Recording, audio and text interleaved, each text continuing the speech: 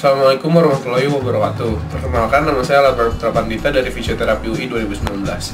Pada kesempatan kali ini, saya ingin menjelaskan materi praktek yaitu knee joint. Nah, knee joint sendiri ini terdiri dari dua. Yang pertama itu adalah tibiofemoral joint, dan yang kedua adalah patellofemoral joint. Nah, di knee joint ini kita itu memiliki beberapa part bagian tulang yang digerakkan oleh otot. Nah, di sini saya sudah punya model. Oke, nah di sini seperti kita ketahui, knee joint itu adalah lutut ya, bahasa umumnya. Nah, di knee joint sendiri ini terdapat 4 bagian tulang utama. Yang pertama itu adalah femur, terus yang kedua itu adalah patella. Ini patella di sini. Terus yang ketiga itu adalah tibia. Terus yang di belakang adalah fibula. Nah, seperti tadi pertama saya bilang, itu tadi adalah tibiofemoral joint. Jadi tibiofemoral joint ini merupakan sendi yang menghubungkan antara femur dengan tulang tibia.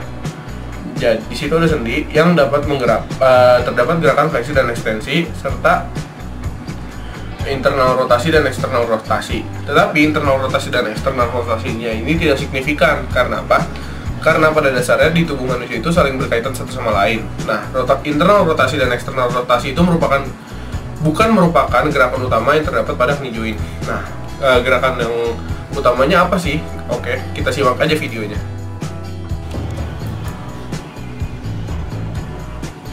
Oke, seperti yang bisa kita lihat di sini, tadi kan saya sudah jelaskan bahwa sendi femur itu, maksud saya sendi knee joint itu memiliki beberapa part. Nah, ini adalah part-partnya yang tadi sudah saya jelaskan. Ada femur, ada patella, ada fibula, ada tibia. Selain itu juga ada ligamen-ligamen yang terdapat di dalamnya. Ada medial collateral ligamen yang di sini. Terus ada anterior cruciate ligamen di sini. Terus di sini ada posterior cruciate ligamen. Jadi ACL atau anterior itu berada di depan dan posterior itu berada di belakang. Selanjutnya ada lateral collateral ligamen yang disebut di sini. Lalu di dalamnya ini terdapat meniskus. Nih ada 2 meniskus. Meniskus ini nih, yang pertama ini adalah meniskus medialis yang berlambang C, dan selanjutnya adalah meniskus lateralis yang berlambang O yang terlikat di ligamen coronarius. Nah, 2/3 dari dalam meniskus avaskular itu nutrisinya dari synovium, tidak memiliki syaraf aferen. Sepertiganya perifer memiliki vaskular, nutrisinya dari darah, dan ujungnya adalah berbentuk polimidal. Lalu setelah itu membentuk sendi, tibia, meniskus, dan femur. Nah, jadi seolah-olah tuh ini membentuk sendi di sini. Lalu setelah itu fungsinya itu sebagai peredam gaya aksial, sebagai bantalan, melincinkan gerak lutut dan cegah friksi sendi atau peradangan sendi. Nah, pada abduksi rotasi internal, meniskus lateral yang di sebelah sini itu terjepit, dan pada abduksi rotasi eksternal, meniskus medial yang terjepit sebaliknya. Seperti itu. Nah, di stabilitas pasif otot, pasif lutut maksud saya. Pada stabilitas pasif lutut itu didampingi oleh struktur tulang dan meniskus. Seperti yang tadi saya bilang, terdapat ligamen-ligamen. Yang pertama itu adalah ligamen kolateral medial yang di sebelah sini. Itu ada berfungsi sebagai stabilisasi terhadap gaya valgus. Nah, kalau yang ligamen kolateral lateral yang di sebelah sini itu berfungsi sebagai stabilisasi terhadap gaya varus. Lalu kemudian cruciate ligamen eksternal, ekstraartikular maksud saya, itu berfungsi stabilitas tibia terhadap gaya anterior. Nah, ligamen cruciatum posterior itu stabilitas tibia terhadap gaya posterior. Dan yang kita perlu garis bawahi merupakan adalah sendi lutut ini merupakan sendi engsel, dan dengan gerak rotasi ayun dalam bidang sagital sebagai fleksi ekstensi, rotasi spin pada posisi menekuk dalam bidang transversal sebagai rotasi internal dan eksternal. Pada ekstensi terakhir terjadi rotasi eksternal tibia yang dikenal close rotation phenomenon. Di samping itu juga terjadi gerak valgus.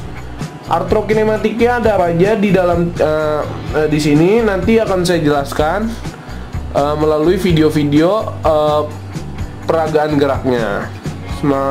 Silakan menyimak. Jadi dapat kita lihat di sini saya melakukan gerakan fleksi ini pada kaki seorang pasien. Nah, ketika kita melakukan fleksi ini seperti ini terjadi internal rotasi yang berbarengan di sendi lutut ini. Berikutnya adalah saya melakukan gerakan ekstensi ini. Nah, gerakan ekstensi ini dilakukan di sendi lutut yang berbarengan juga dengan gerakan eksternal rotasi. Walaupun gerakan eksternal rotasinya tidak signifikan, tetapi ada. Berikutnya dilihat di sini saya melakukan gerakan translasi dorsal pada seorang pasien. Dapat dilihat itu saya mengganjal sebuah bantal di bawah tulang femur pasien.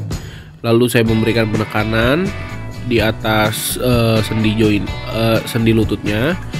Kenapa saya ganjal? Karena kita membutuhkan celah untuk memberikan sedikit tekanan dan pergerakan agar terjadi translasi dorsal. Berikutnya di sini saya melakukan gerakan translasi ventral. Saya memberikan sedikit pengganjalan untuk tujuannya untuk celah juga, lalu kita fiksasi di bagian femurnya, kita berikan penekanan sedikit ke bawah. Nah, hal ini dilakukan agar terjadi gerakan ventral. Kita lakukan di kedua sisi kaki, caranya juga sama seperti itu.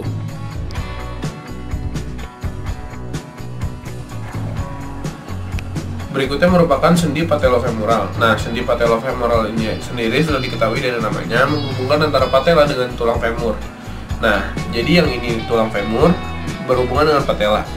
Di sendi ini terdapat beberapa gerakan yang akan saya contohkan. Mau tahu seperti apa gerakannya? Mari kita simak videonya.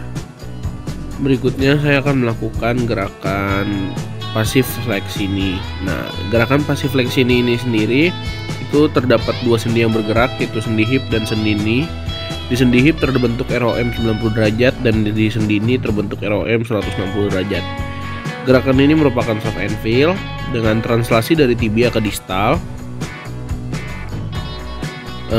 dan di bidang longitudinal.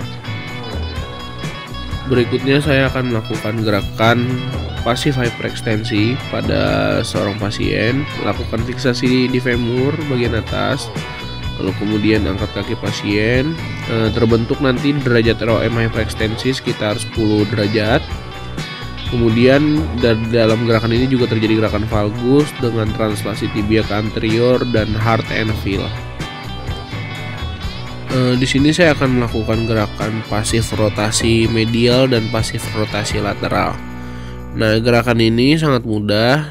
Kita fiksasi di bagian tumit pasien, lalu kita putar ke arah luar untuk rotasi lateral dan ke arah dalam untuk rotasi medial. Seperti ini dapat kita lakukan di dua bagian kaki juga. Sama caranya. Lakukan 3-5 kali. Berikutnya di sini saya akan mencontohkan untuk melakukan gerakan isometrik fleksi ekstensi knee joint. Nah, pada gerakan ini saya meminta pasien untuk mengkontraksikan ototnya untuk melakukan gerakan fleksi seperti ini. Lalu kemudian ketika lurus melakukan gerakan ekstensi. Ketika fleksi mengalami soft and feel dan pas ekstensi mengalami hard and feel. Kita meminta pasien untuk mengontraksikan ototnya untuk melakukan gerakan tersebut. Di sini saya memperagakan gerakan traksi yang dilakukan oleh seorang fisioterapis terhadap pasiennya. Caranya sangat mudah, kita fiksasi tulang femur pasien di atas lututnya. Tujuannya agar kakinya tidak bergerak kemana-mana. Lalu kita pegang tibianya, kita arahkan ke arah lateral atau ke arah luar. Kita lakukan di kedua sisi kaki secara perlahan 3-5 kali.